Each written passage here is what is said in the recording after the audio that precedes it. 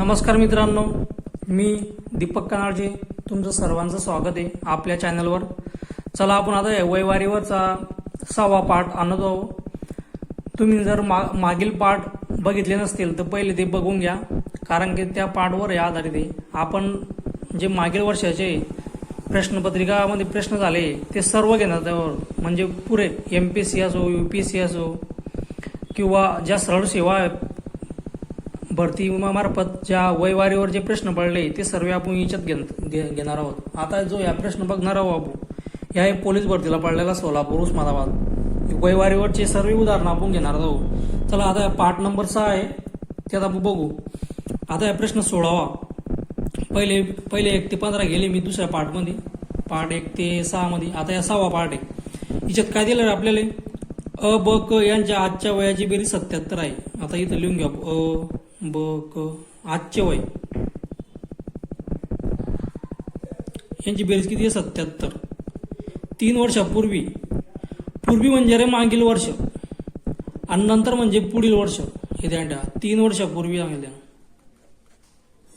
3 वर्षापूर्वी त्यांच्या वयाची बेरीज किती असेल, म्हणजे तिघींच्या वयाची बेरीज किती असेल, म्हणजे याच्यातून बी 3 मायनस करणे पडतील, याच्यातून 3 मायनस, याच्यातून 3 मायनस, म्हणजे असे 9 वर्ष आपल्याला वजा करणे पडतील या 77 मधून, कारण की आजचे वय म्हणून यातून वजा 9 गेले, 17तून 9 गेले 8, 7तून 1 गेला 6, म्हणजे 68 वर्ष यांचं आजच्या वयाची बेरीज येईल, म्हणजे पर्याय क्रमांक 2।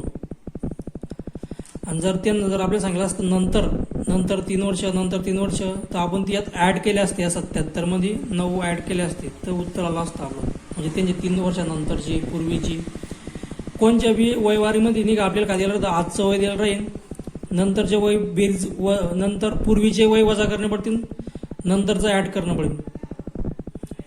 चला मग नेक्स्ट उदाहरण बघू आपण आता कशावर आहे। आता जो प्रश्न आपण बघणार आहे 18वा, तो आहे चंद्रपूर तलाठी 2015। अशाच प्रकारचे प्रश्न आपल्याला सरळ सेवेमध्ये पडत असतात। आता इथं हरीश व त्याच्या वडिलाचे वय, आता हरीश लिहून घेऊ आपण, हरीश आणि वडील। त्याचे वडील मोठे असता, हरीचा मुलगा लहान राहील, हे ध्यान ठेवा। त्याच्या वडिलाच्या 5 वर्षापूर्वी वयाचा अनुपात 1:6 होता, म्हणजे आजचे वय काढून घ्या, आजचे वय। आजचे वय आपल्याला दिले नाही, 5 वर्षापूर्वी म्हणजे पूर्वी 5 वर्षापूर्वी त्यांचा अनुपात काय होता रे, 1:6 होता, म्हणजे आपण याला 1x मानू, याला 6x मानू, हे झालं त्यांचा 5 वर्षापूर्वीचा अनुपात।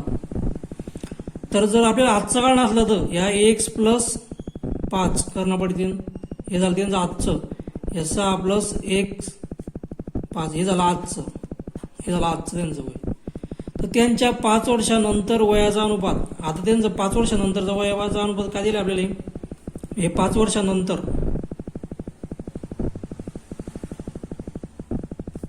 5 वर्षानंतर सांगेल त्यांना, म्हणजे x + 5 + 5, हे झालं 5 वर्षानंतर, 6x + 5 + 5, हे झालं त्यांचं 5 वर्षानंतरचं।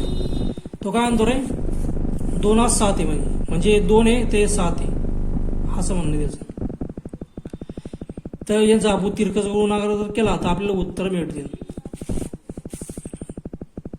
तर हरीशचे आजचे वय काढ नाही, म्हणजे हरीशचे आपल्याला आजचे वय काढणे, म्हणजे हे काढ नाही हरीशचं वय, हे हरीशचं आजचं वय काढ नाही, यांचा तिरकस गुणाकार करायचा।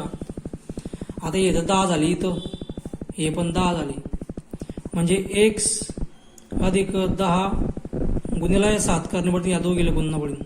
तसंच हे 6x + हे 10, या दोघीला आपल्याला 2 न गुणावं लागेल।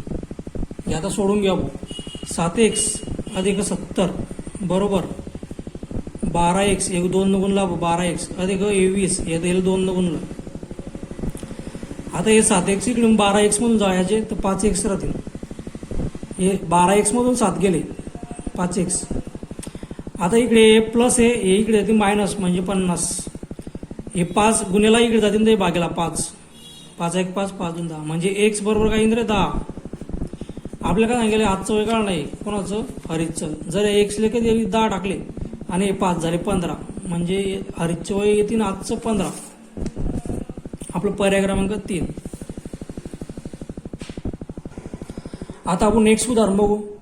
या 19व्या प्रश्नामध्ये आपल्याला काय दिले, सतीशचे 15 वर्षापूर्वी वय 30 होते. आता या सतीश आहे. आता आपल्याला आजचं वय काय सांगितलं सतीशचं, पूर्वी 15 वर्षापूर्वी 15 वर्षापूर्वी 30 वय होतं, म्हणजे 15 वर्षापूर्वी 30 होतं. तर आजचं काही नाही त्यात, हे 15 ऍड करण्यामध्ये आपल्याला म्हणजे 45 येईल आजचं वय. तर तो किती वर्षांनी 60 वर्षाचा होईल, म्हणजे आजचं वय 45 आहे प्लस तिच्यामध्ये 60 किती वर्षांनी होईल रे तो, 15 वर्षांनी, म्हणजे इथं 60 येईल त्याचं 15 वर्षानंतर आजच्या वयात. सतीशचे 15 वर्षापूर्वी वय 30 होते, तर तो किती वर्षांनी 60 वर्षाचा होईल, म्हणजे जर आजच्या वयापासून जर धरलं तो 15 वर्षांनी होईल, जर पूर्वीच्या वयापासून धरलं तर 30 वर्षांनी होईल. आता नेमकं काय विचारेल आपल्याला, सतीशचे 15 वर्षापूर्वी वय 30 होते, तर तो किती वर्षांनी 60 वर्षाचा होईल, म्हणजे त्याचं आज तो 45 वर्षाचा आहे, 15 वर्षांनी तो 60 वर्षाचा होईल, म्हणजे याचं उत्तर 15 पाहिजे. लोक 30 करतील नाही तर, कारण की त्या 30 पासून 30 प्लस करसान. उत्तर आहे 15 आहे, पर्याय क्रमांक 2. चला मग आपण उदाहरण दुसरं बघू. चला प्रश्न बघून घेऊ आता. ब हा क पेक्षा 7 वर्षांनी लहान आहे. ब आहे आणि क आहे. ब हा क पेक्षा 7 वर्षांनी लहान आहे,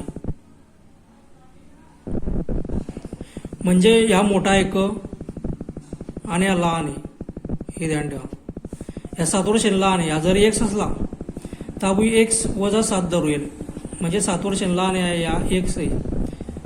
या दोघांच्या वयाची बेरीज 43 असल्यास ब चे वय किती, म्हणजे याचं वय काढायचं आहे आपल्याला. यांची दोघीची बेरीज किती रे, 43 आहे. आता या एक्स आणि एक्स 2 एक्स होतील, हे -7 एक इकडे जातील तर प्लस होतील, 43 प्लस 7 म्हणजे 2x बरोबर काय येतील रे, 50. आता हे 2 गुन्ह्याला इकडे जातील तर भागेला, म्हणजे 25. एक्स बरोबर काय येईल रे आपलं, एक्स बरोबर 25. आपल्या काय सांगितलं त्याचं ब चे वय काढा, हे ब आहे, ह्या 25. आता ब चं काय दिलं आपण, x -7 दिले, म्हणून या एक्स बरोबर आपण 25 टाकू, -7. यातून 7 गेले, 25 मधून 7 गेले 18, म्हणजे बचं वय काही 18 येईल. 20चं 1 नंबरचा पर्याय बरोबर आपला. चला आता नेक्स्ट उदाहरण बघू आपण. हे 17ला दिलेले. संगीता व तिच्या आईच्या यांच्या वयाचे गुणोत्तर किती आहे, 3:11 आहे. आता हे संगीता आहे व तिची आई किंवा तिच्यापेक्षा मोठी असेल, म्हणजे मोठी आहे आणि लहान आहे, त्यांच्या वयाचे गुणोत्तर किती रे, 3:11, म्हणजे हिचं 3 वर्ष असेल तर हिचं 11 आहे. त्यांच्या वयातील फरक किती दिले आपल्याला, 24 वर्ष आहे. तर संगीताचे वय काढा. आता 3:11 आहे त्यांचं, यांच्यामध्ये फरक कितीचा आहे रे, या 11 मधून 3 गेले 8, पण तो काय म्हणतोय फरक या 24चा आहे. ह्या 24ला 8 भागून घेऊ आपण. ह्या 24ला 8 भागायचा, 8 आहे 8 × 24, म्हणजे जो आपला हे 3 जर आले, हे 3 आपल्याला याला आपण गुणून घेऊ आणि याला आपण गुणून घेऊ, म्हणजे संगीताचं वय आपल्याला, संगीताचं वय 3 × 3 9 वर्ष. आणि जर आपल्याला आईचं वय काढायचं असतं तर 11 × 33, ह्या 33 आणि 9ची जर बेरीज केली तर त्यांचं वय येईल. आणि त्याचा फरक बघा, ह्या 33 मधून 9 जर काढले तर 24चा फरक येतो बरोबर, म्हणजे आपलं उत्तर बरोबर आहे 9 वर्ष संगीता. चला मित्रांनो, तुम्हाला जर ह्या पाठ जर आवडला असेल तर लाईक करा, शेअर करा, सबस्क्राईब करा आणि तुमच्या मित्रांपर्यंत पोहोचा. आणि सर्वात पहिले सबस्क्राईब करा, कारण की येणारा व्हिडिओ तुम्हाला लवकरात लवकर भेटेल पहिले पायाले. आणि आपण आता याचा नेक्स्ट पार्ट आणणार आहे वयवारीचे सर्व उदाहरण आपण ही पुरी सिरीज चालणार आहे. पार्ट 1 पासून तर जे आता किती पार्ट होता शेवटलो ते आता मी सांगू शकत नाही, पण पूर्ण पार्ट आपण आणणार आणि सर्व उदाहरणं घेणार जे सर्व प्रश्नपत्रिका पडणार. चला मग भेटू पुढच्या व्हिडिओमध्ये.